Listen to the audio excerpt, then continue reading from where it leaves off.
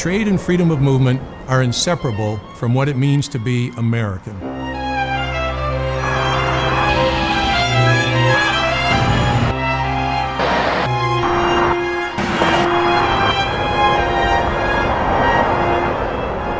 Annually, 4.2 million metric tons of cargo, valued at over $11 billion, cross the Canadian border into Vermont.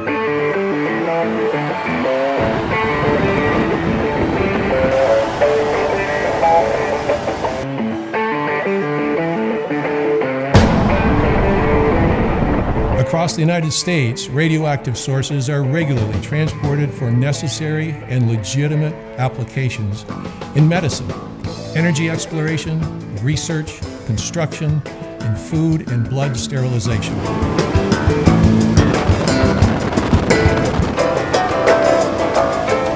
There are some with ill intent who might be looking to acquire these materials to intimidate, blackmail, sow panic, and even murder on a mass scale.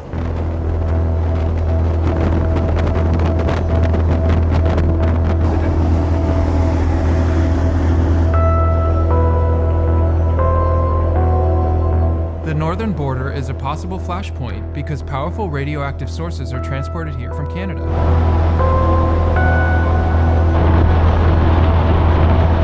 Vermont carries out extensive inspections and works with the Canadian government, neighboring states, and the federal government to protect our citizens from potential radioactive events.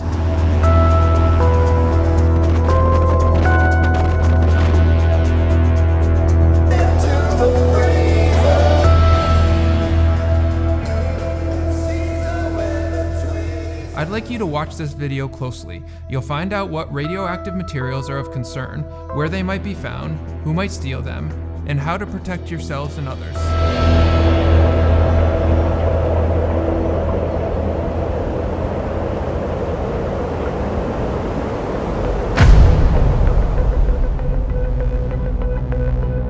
Radiation is invisible, but its effects are not. At high doses, it can cause skin damage, vomiting, and organ failure. At very high doses, it is fatal.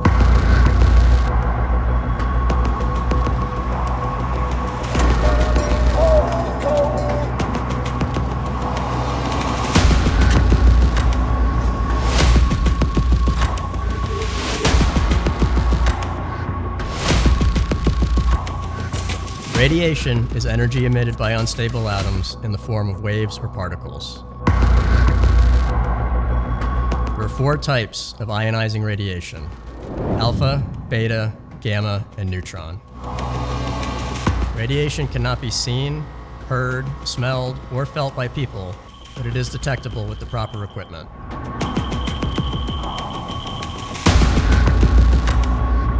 Radioactive material is any material that emits radiation, including both nuclear and radiological materials. Radioactive material is not measured in weight or volume, but by activity. Very high activity materials come in very small packages.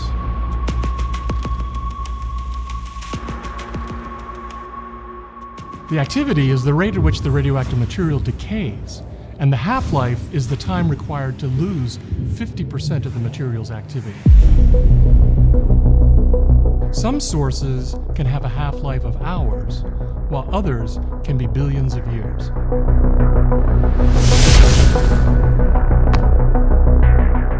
There are many materials that give off natural radiation. This is referred to as background radiation.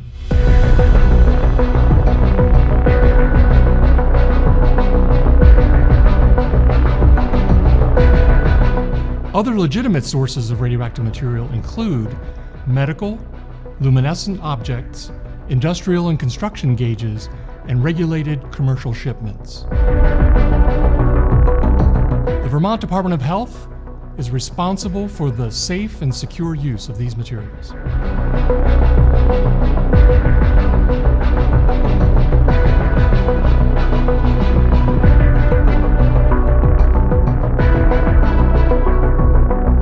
The most important source to know about is cobalt-60, which enters Vermont from Canada in what are called level 6 shipments.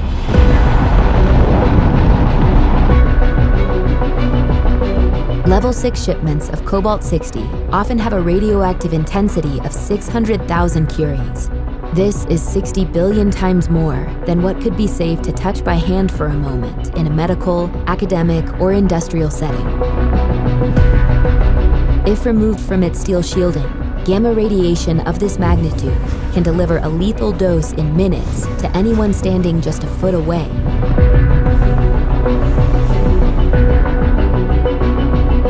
Cobalt-60 like this is arrayed in rods used in large panoramic irradiators to kill bacteria and pathogens before products like syringes, dog food, prosthetic hips, and spices go to market. Cobalt-60 is also used to treat cancer in hospitals and to check for structural flaws in airplanes.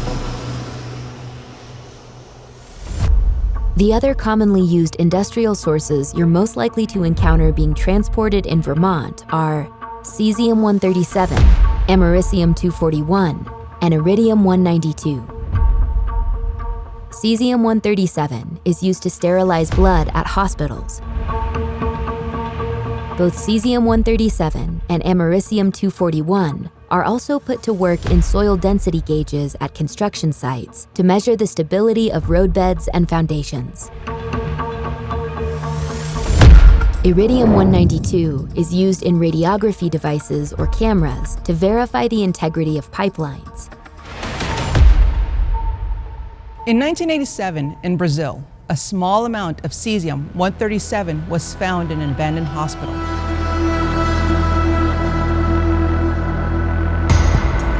It was sold to a scrap metal dealer who brought the material home and gave it to others.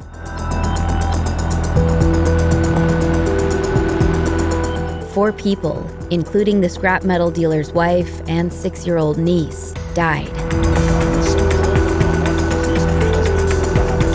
249 other people from his town were badly hurt.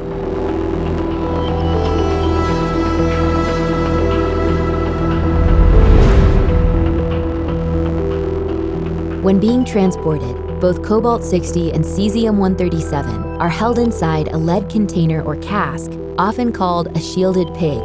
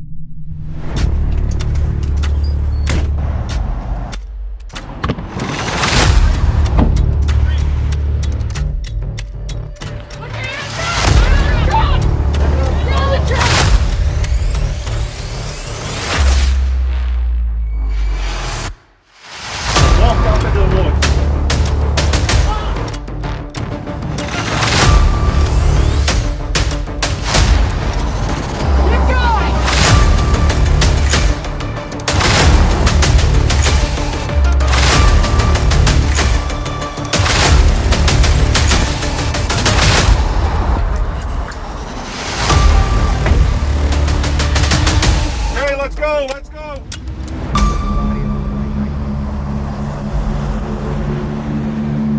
Terror and theft aren't the only dangers of mobile radioactive materials. Trucks transporting non-level 6 sources have been involved in serious accidents and have been swept away by floodwaters. Drivers have been found unresponsive, unconscious, or dead from a stroke or heart attack, leaving the source they're transporting unprotected. The biggest danger is simple carelessness. Drivers can be forgetful and leave a radioactive source unattended. A mobile radioactive source that is especially vulnerable to theft during loading and unloading is iridium-192, which is used in the oil and gas industry to check for imperceptible cracks in pipelines. Iridium-192 is held inside a thin cylinder that is fed through radiography devices or cameras that look like this. In 2019 in Phoenix, a man named Jared Atkins stole 3 radiography cameras containing iridium-192 from his employer.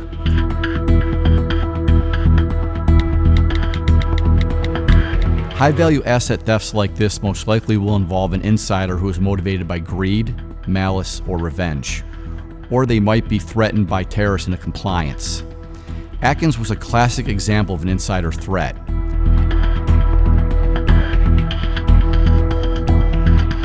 Atkins planned to expose people at a mall to radiation and then commit suicide by cop.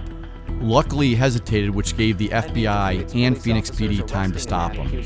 But Atkins shows us that low probability, high consequence threats are not theoretical.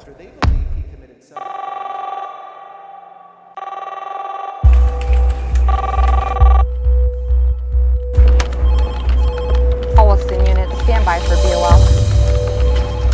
All Wilson units, BOL for a blue, soft-sided TT unit in the area of 89 southbound by the Colchester Way Station.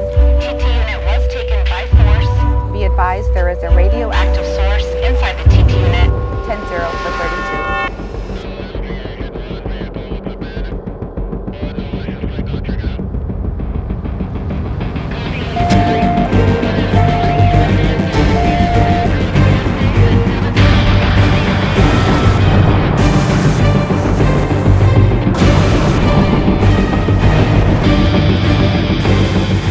In a situation involving radioactive materials, Vermont's law enforcement, public health, and public safety agencies would immediately respond with detection equipment.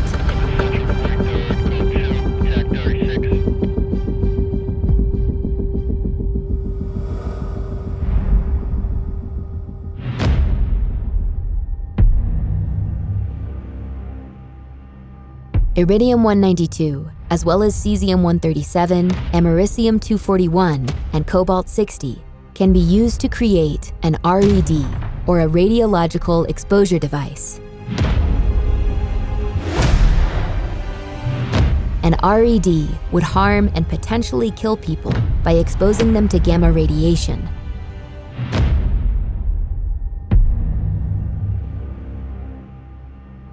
If paired with an explosive, a radioactive source can also be used to make a radiological dispersal device, or RDD. An RDD is better known as a dirty bomb.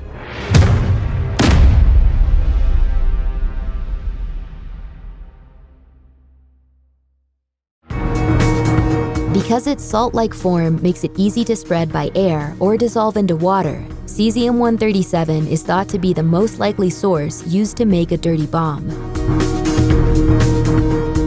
But the other sources, including cobalt-60, could embed radioactive shrapnel in human tissue and lead to radioactive debris being inhaled or ingested.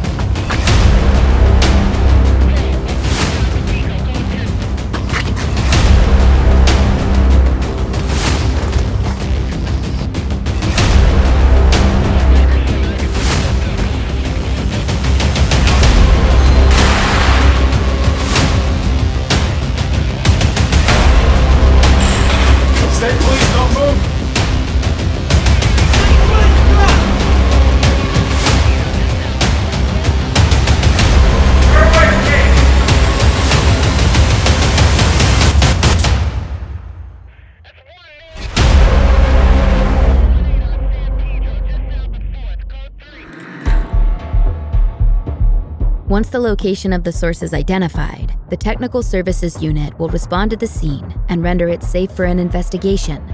As in any dangerous situation, they will look out for any hazards and will rescue hostages if there are any.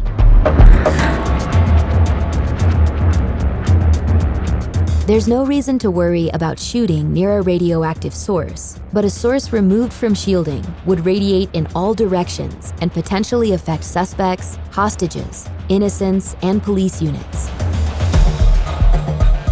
Any removal of bombs and radioactive material will be handled by specialized units like the Vermont State Bomb Squad and the Vermont State Hazardous Materials Response Team. State and federal resources help to provide training and equipment, such as remote-controlled robots to protect troopers during bomb removal, dosimeters, and personal radiological detectors.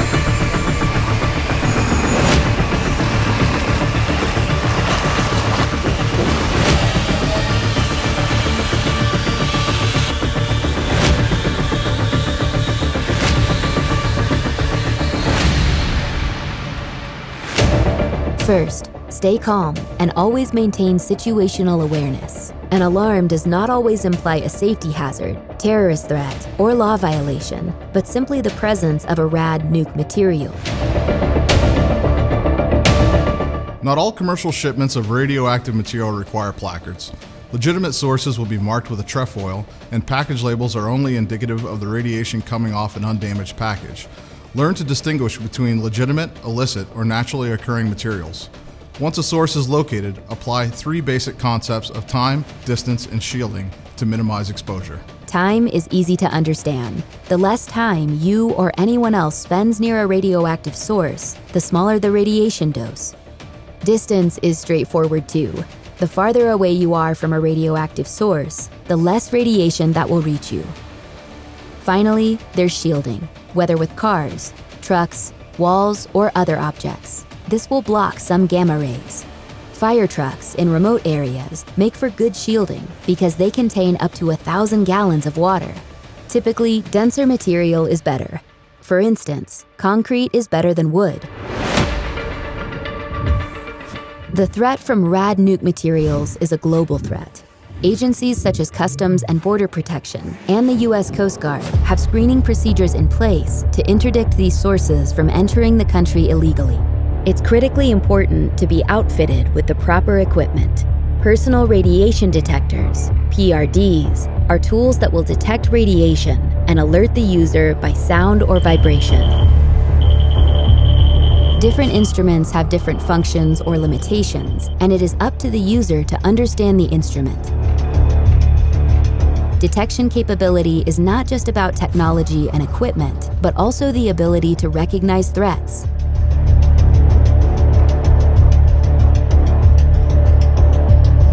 There are mobile radioactive materials being moved into and around Vermont that present a hazard if not properly handled. You may be first on scene. Learn to recognize hazardous material transportation vehicles and look for signs of damage to them. Assess anyone driving a commercial vehicle transporting radioactive materials. Set up and hold a perimeter. Move any injured people to safety. Allow specialized units like bomb, hazmat, and TACT to take care of dangerous materials and assailants. Use the principles of time, distance, and shielding to protect yourself, your fellow officers, and the citizens of Vermont. Thank you for helping to keep watch over high-consequence threats. The Vermont Departments of Motor Vehicles, Public Safety, Health, Fish and Wildlife, and the U.S. Department of Homeland Security are vigilantly working to protect citizens from being exposed to the harmful effects of ionizing radiation. We proudly stand with state, regional, and national law enforcement agencies to ensure the safe and secure transport of radioactive materials. The stakes are high. With situational awareness and proper training, we can protect ourselves, our loved ones, and our way of life.